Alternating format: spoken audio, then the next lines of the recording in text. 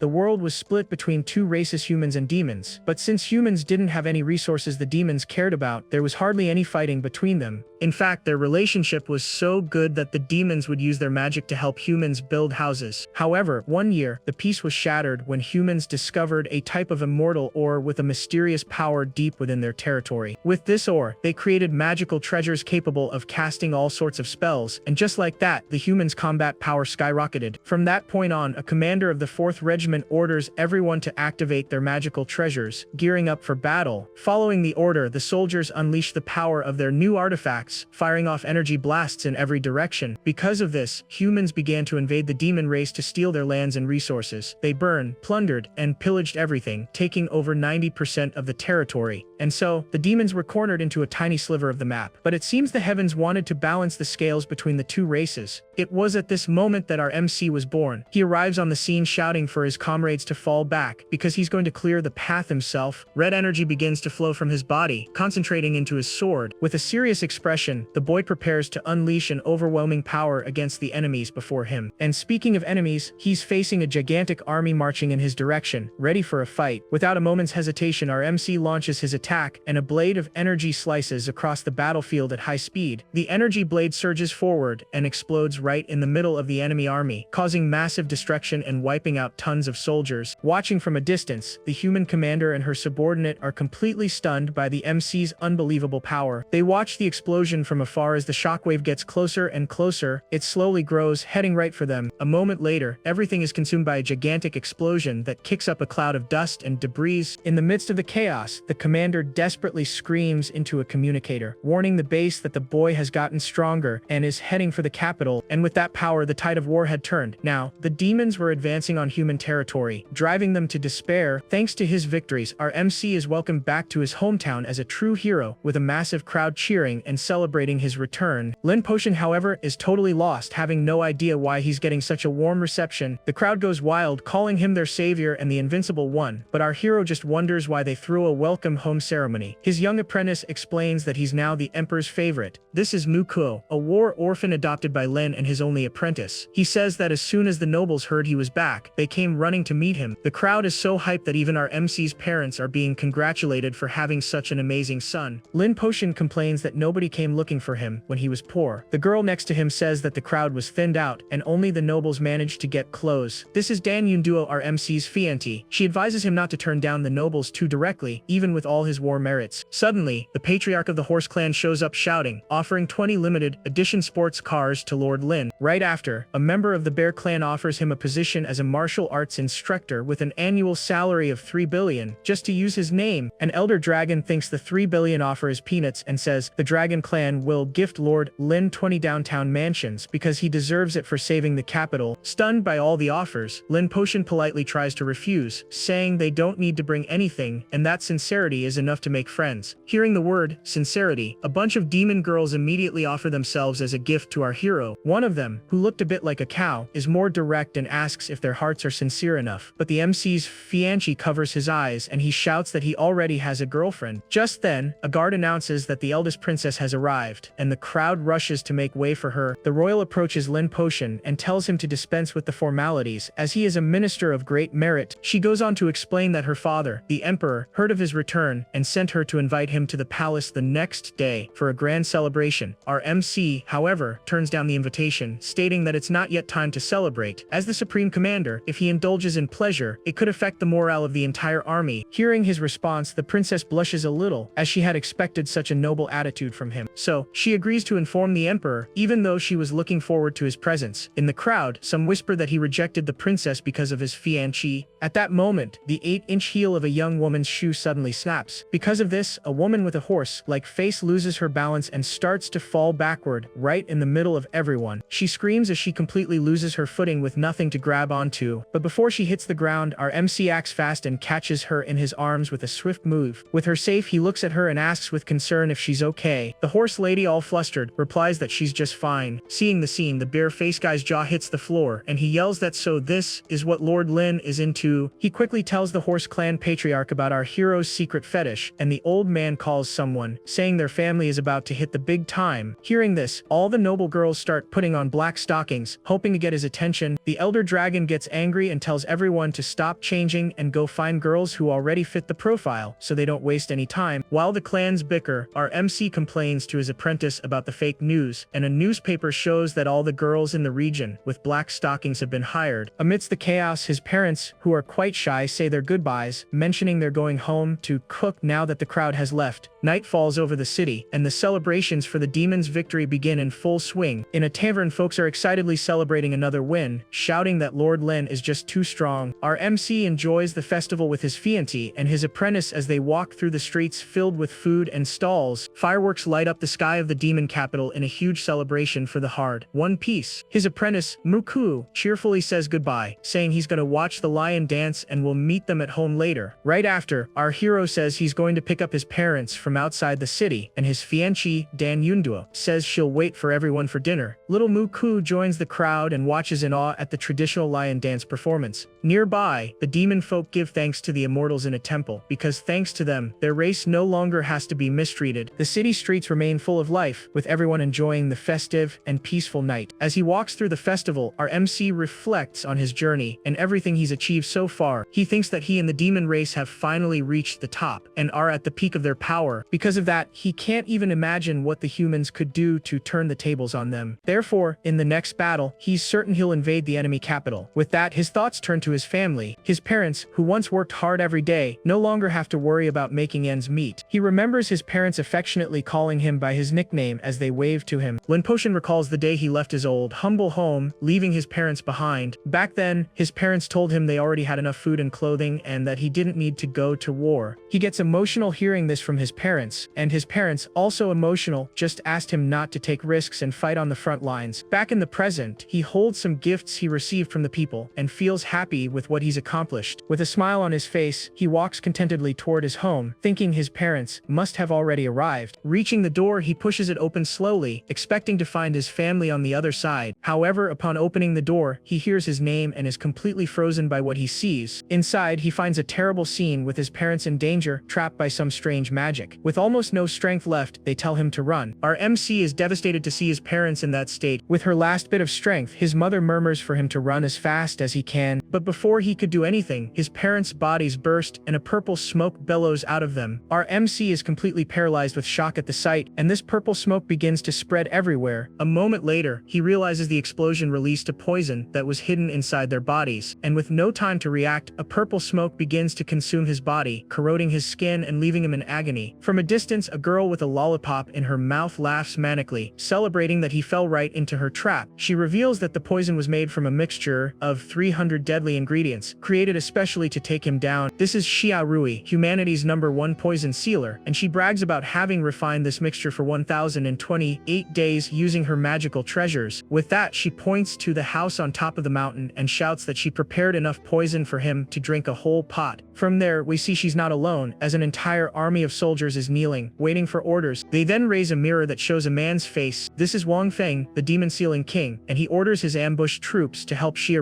finish off Lin Potion. At the command, all the soldiers get ready and aim their missile launchers upward, prepared to fire a mortar or bullets. Immediately, the soldiers fire a volley of bullets in our MC's direction. Already weakened by the poison, Lin Potion is hit dead on by multiple projectiles that bombard him relentlessly. One of the shots hits his arm squarely and rips it clean off, leaving the boy gravely injured. The shots don't stop for a minute, and our MC was struggling to deal with them. A soldier observes the scene and comments that under normal conditions, he would never be harmed by weapons of this level, but the poison is destroying his body. Even so, another projectile approaches his face, but he doesn't give up and prepares to fight back. The soldiers shout that they need to seize this chance to take him out, and our MC readies himself to launch forward, and then he leaps into the sky, escaping the poison cloud and the rest of the shots. However, the human commander was already prepared for this and activates the next phase of the trap. Suddenly, beams of green light appear out of nowhere and trap our hero in a sort of cage in the air. This was the demonic sealing art, a set of celestial lanterns that formed a magical barrier to subdue demons. The soldiers prepare for the next step, as Shisharui had gathered almost all the rope-type magical treasures to ensure his capture, and thanks to that our MC was completely subdued. Following orders, the soldiers pull the ropes with all their might to immobilize the boy once and for all. However, Lin Potion was not willing to give up, and an explosion rocks the mountain. Witnessing the scene, the commander orders the troops to hurry and finish him off for good. Even with one arm missing, our MC concentrates his energy into his remaining hand, and digs down with all all his might. He then finally finds an exit, but looking through the opening, he sees that an ambush was prepared long ago and understands he can't go down no matter what. Down below, a magical treasure called the Chiancan cloth was activated, ready to seal him the moment he touched the ground. With a psychopathic smile, Xiaorui orders the melee magical treasure regiment to attack together. Right after, one of the soldiers lunges forward and tries to pierce our hero's chest with a purple energy dagger. Surrounded by enemies who want him gone, Lin Potion finds himself in a completely hopeless situation, but he doesn't give up and joins his hands to use his demonic magic as a last resort. An intense golden light explodes from his body and takes the form of hundreds of firebirds. With the 100 birds flying far technique, he creates a vortex of energy that spreads across the entire battlefield. The energy birds hit the soldiers head-on, sending them flying and catching everyone by surprise with the attack. One of the soldiers shouts that this is a high-level escape technique of the demon race, and that they can't let a single bird get away. The energy birds struggle with all their might against the magical net trapping them, desperately trying to find a way out. In the midst of the chaos, a single firebird manages to slip through the barrier, narrowly escaping the trap. Seeing this, two soldiers are shocked, and one of them questions how he can fly so fast even after being poisoned. His companion then deduces that Lin Potion's body is likely already adapting to the toxins. The firebird accelerates and finally breaks through the last barrier, completely freeing itself from the energy prison. The bird then begins to transform back into the MC, and he finally manages to escape to safety, far from the battle. With a look of relief and determination, he realizes his risky plan worked. However, his celebration is cut short when Xiaorui appears in the sky above him, asking where he thinks he's going. Our MC turns in shock, realizing the enemy found him even after his ingenious escape. Far away, his apprentice Mewku panics and shouts for reinforcements, telling them to bring all elite troops within a 300-mile radius. He points to the mountain and warns everyone that his master, the great Lord Lin Potion, is under attack. Back at the confrontation, Xiaorui smiles creepily and greets the boy with a good morning, good afternoon, and good night. But our MC showed no reaction. Because our MC had already been defeated, Xiaorui coldly asks if he has any last wishes. Even defeated, our MC murmurs that throughout his entire career in the army, he never took the life of a single unarmed human civilian. He continues, explaining that his family, his parents, and his relatives were all ordinary civilians of the demon race. Xiaorui is surprised and laughs, saying she was just being polite by asking about his last wishes. However, the boy begs her to spare those who are still alive, but the villainess replies that this makes things a bit difficult for her. From there, she proudly reveals that the proposal to wipe out his entire family was originally her idea. Xiaorui explains that his sudden appearance was more terrifying to humanity than both industrial revolutions combined. Therefore, she states that any genes related to him are a danger among dangers and must be eradicated. Because of this, she coldly declares that his entire family must be eliminated, leaving no survivors. At that moment, one of her subordinates calls her on the communicator with an urgent report. A female soldier informs her that the 43 members of Lin Potion's paternal grandparents' lineage have been captured. Right after, another commander reports that the 57 members of his maternal grandparents' family have also been fully contained. To complete the nightmare, a soldier announces that Lin Potion's Fianchi's family has also been caught, and the girl screams for him to run. With a cruel smile on her face, Xiaorui gives the final order over the communicator: take them all out. Immediately, the soldiers advance and begin to attack the defenseless demon civilians, who scream in terror, and without a shred of mercy, they fire their energy weapons at the prisoners. And finally, they are all eliminated in cold blood. Cries of pain and despair echo across the mountain as fire consumes everything around in a scene of pure destruction. With the job done, Xiaorui picks up her communicator and calmly tells the government troops to fall back, as their work there is finished. Lying on the ground, our MC feels his consciousness fading. Even for the demon race, it's impossible to survive for long after losing your head. With his last bit of strength, he apologizes to his emperor for not being able to complete his mission. He remembers that the demon race was just one step away from achieving peace for 100 generations, but he failed in his duty. Lin Potion also apologizes to his parents and his people, because even though he was incorruptible in life, he couldn't give them a good life and ended up leading them all to ruin. He remembers his Fanti Dor, who had pestered him since childhood, asking when he would propose to her. The memory of a stolen kiss in their youth comes to his mind, a simpler, happier time before all the war. He even recalls her father chasing him with a broom for seducing his daughter in a moment of pure innocence. But in the end, he laments that they couldn't even truly be together because their demise came first. He sees her lifeless body among the others, feeling the pain of loss consume his final moments. As ants begin to crawl over his face, one last idea comes to his mind before he passes on. He wonders if Xiaorui also has a family and remembers the legend of his race's reincarnation. At that moment, the villainess feels her water break, and one of her assistants realizes she's about to give birth right there. The MC, seeing this, promises that in his next life, he won't leave a single chromosome of Shirui's family behind. A moment later, our MC opens his eyes in a dark, mysterious place, surrounded by glowing coins floating around him. He finds himself inside some kind of bathtub, filled with these coins, completely confused and with no idea what's happening. Looking around, he realizes he's in a small paper boat, sailing down a dark river, and wonders what this place is. Suddenly, a bizarre creature with glowing eyes appears and reveals that this is the path to the afterlife. This entity introduces itself as King Yanluo and confirms Lin Potion's suspicions by telling him that he is already gone. Our MC is shocked to realize that King Yanluo actually exists, remembering how his people used to pray to him. Still processing everything, he asks what exactly it means to be on the path to the afterlife. King Yanluo explains that there are many things to prepare for reincarnation, and that his turn will come when the boat reaches the end of the River of Oblivion. When the boy asks how long that will take, the king replies that it will probably be another 500 years. Lin Potion is furious with the answer and shouts that he can't wait 500 years for his enemies, descendants, to live in peace, because he wants his revenge now. King Yanluo then says that since he was an incredible person in his past life, he will receive VIP treatment and have his Next Life Stat Edition program activated. Our MC has no idea what's going on and asks what the heck that program is. The entity explains that he can distribute points into attributes like intelligence, physique, wealth, and even luck with the ladies for his next life. To give him an idea, even the most amazing people who arrive there get 5 points at most, like some guy who only got 4 points for returning $1 billion. But King Yanlu reveals that for our MC, the story is completely different. With that, a gigantic list of his deeds appears, and he accumulates a total of 1,028 points that he can spend on intelligence, wealth, or time. Without a second thought, he screams that he wants time, and smashes the option with all his might. His boat shoots ahead of the others, and he yells that he can make up for the rest with talent and hard work. From there, he starts pouring all his points into time, as it's the only thing he really needs. With each point added, the water churns more and his boat gains incredible speed. With 68 points spent, he's already at the bow of the boat, feeling the insane acceleration. Because of this, his reincarnation time drastically drops to 471 years and 29 days. However, our MC keeps pressing relentlessly. Determined to use every last point he has, he zooms past other souls at an absurd speed. With 281 points spent, his boat transforms into a paper airplane, and the waiting time drops to 312 years. He screams that he doesn't care if he's born with nothing, mediocre, or even with a disability. With a look of pure fury, he swears that even if all he has left are his teeth, he'll bite his enemy's neck. Meanwhile, back in the world of the living, Shari goes into labor, and her assistants panic, not knowing what to do. On the River of Oblivion, the paper airplane cuts through the water at an insane speed, rapidly approaching its destination. With 993 points spent, his reincarnation time is reduced to just 27 hours. Meanwhile, in the living world, Shia Rai shouts that it's too late and orders them to bring a medical bed, because the baby is coming right there. With a fixed and determined gaze, our MC focuses on his final goal, which is getting closer and closer. From there, his paper airplane, which now looks like a rocket, finally reaches the end of the River of Oblivion. A moment later, a sliver of light tears through the darkness, indicating that the passage to the next life has opened. He feels his body being pulled toward the light as a farewell message appears, and the boy understands he's reaching the other shore of life. Determined, he braces himself for what's to come in his new journey, and little by little, a light shines before him. Faced with the blinding light, his consciousness dissolves, and he is completely consumed by the portal of reincarnation. Back at the birth, the assistants shout in relief that the baby's head is out. One of the men holds the newborn and congratulates everyone, because he's a healthy boy who has already opened his eyes. The baby looks around completely confused and wonders if this is really his next life. As he's passed into his mother's arms, he questions whether he reincarnated as a human or a demon. But upon seeing his new mother's face, his eyes widen in pure shock and disbelief. It turns out his new mother is none other than Xia Rui, his killer from his past life, who is now looking at him happily, saying that he's looking at her. Completely unhinged, Xia Rui holds her new son and shouts that he's so cute she wants to eat him up, leaving our MC panicking at the bizarre situation. Suddenly, King Yanluo appears in the boy's mind and greets him, saying it's been a long time. Our MC is confused to see the entity, and the king confirms that his reincarnation has been successfully completed. From there, he announces that as part of the process, he will now erase all the memories of his past life. Meanwhile, in the real world, Shiroi celebrates having a son, and our hero becomes desperate at the idea of losing his memories. King Yanlu explains that his new mother can't see him, and would be a little spooked by his presence there. With that, he extends his glowing hand and touches it to the newborn's forehead to begin the erasure process. Golden energy begins to flow into the baby, and Shiorui, despite not understanding, feels that something strange is happening. A moment later, a blinding explosion of light occurs, and the assistants are thrown back, not not knowing what happened, the king begins to extract something from the boy's mind, forcefully pulling out his most precious memories. Because of this, we see memory bubbles with the faces of his loved ones and moments from his past life being ripped from his consciousness. Our MC realizes in horror that his memories and his power are being extracted, while the image of his laughing enemy echoes in his mind. Desperate, he refuses to accept this fate and fights against the extraction with all his might. With a superhuman effort, the baby manages to grab King Yanlo's hand and stops the erasure process, leaving the entity completely motionless. The king warns him not to waste his effort, as erasing traces of a past life is standard procedure, and a mere mortal could never resist a god. Annoyed by the baby's stubbornness, King Yanluo glares at him and orders him to let go immediately. However, our MC doesn't yield, and the divine entity complains that he just wants to finish his shift and go home in peace. The scene then takes us 2.5 years into the past, to one of the largest population centers in the demon race's territory. There, a man with golden hair and eyes lets out a deafening roar that echoes throughout the region. This is Yan Chong, the Heaven Collapser, one of the 12 stars of natural disaster and humanity's strongest warrior, who has invaded the area. With his overwhelming power, he levitates dozens of gigantic boulders around him, preparing for a devastating attack. Using a gravity-based magical treasure, he gathers all the rocks into a single point in the sky above the demon city. A moment later, that cluster of rocks begins to fall, and this is the Great Desolation Starfall technique, a flaming meteor descending from the heavens to annihilate the demon race. Fortunately, our MC Lin Potion was on guard duty and calmly creates a small green flame, calling it a little flying dragon. From there, he summons the demon core, and the small flame transforms into a gigantic green energy dragon, the Celestial Dragon Guard. This heroic feat made the newspapers, and everyone wanted to know who the mysterious hero was. After that, both sides of the war began sending their elites to strategic points. With that, Lin Potion and the 12 stars of natural disaster became destined opponents on the battlefield. Like Leng Qiankyu, the Great Tsunami, she then attacks the demons with a gigantic wave that threatens to engulf an entire village, and the demons run desperately to save their lives. And once again, our MC was there to protect the innocent, using his powers to contain the fury of the water. With his hand, he creates a blue energy barrier to shield the defenseless demons from the giant wave. It was said that the 13 stars of natural disaster possessed magical treasures that naturally countered the demon race, which is why not even Lin Potion could completely defeat them. Therefore, the most he could do was seal Leng Qiankyu, the Great Tsunami, in a gigantic block of ice in November of the year 3760. After her, our MC faced Master Zhen Shihang, known as the Great Earthquake, and in April of the same year, our hero managed to seal him with magical chains to stop his devastating powers. A month later, it was Tian Tezui, the active volcano, who was sealed inside a volcano in May of 3760. Next on the list was Yahello, the man-eating swamp, who was sealed in August of 3771. Then, the pestilent plague ancestor was also contained in a prison of light in December of 3771. Soon after, the rolling thunder and the great earthfire were the next to be sealed by our MC's power. However, a few minutes ago, Lin Potion was taken out, and with that, his magic began to fade from the world. The demonic magic that once imprisoned so many disasters lost its master and dissipated into the world as a column of light. Because of this, the ice prison that held the Great Tsunami began to slowly crack. From there, the ice shatters completely, and a figure escapes at high speed from its ancient prison. At the same time, in another part of the world, the chains holding another entity also begin to break. In this way, the man-eating swamp also breaks free from its seal and returns to spread chaos across the world. With a roar of fury, the Great Earthquake also shatters his chains and completely frees himself, and with that, the 12 stars of natural disaster finally manage to escape their prisons, spreading chaos and destruction across the entire planet. Back to the struggle with King Yanluo, our MC mentally thinks that the stars of disaster got lucky, but the entity doesn't give up and tries once more to collect the boy's memories and power with all its might. This attempt causes an explosion of red energy that surprises the king. Completely shocked, King Yanluo wonders how this is possible. It turns out our MC is holding the entity's hand with absurd strength, preventing the extraction. And not only that, he starts pulling the beam of energy out of his own head, reversing the process. Faced with this resistance, the king remembers something important he had almost forgotten. He recalls that our hero still has almost half of his power, as this was the energy used to keep the 12 stars of natural disaster sealed. So, the king shouts for Lin Potion to stop being arrogant and look at his current situation. He continues, saying that a baby's body cannot withstand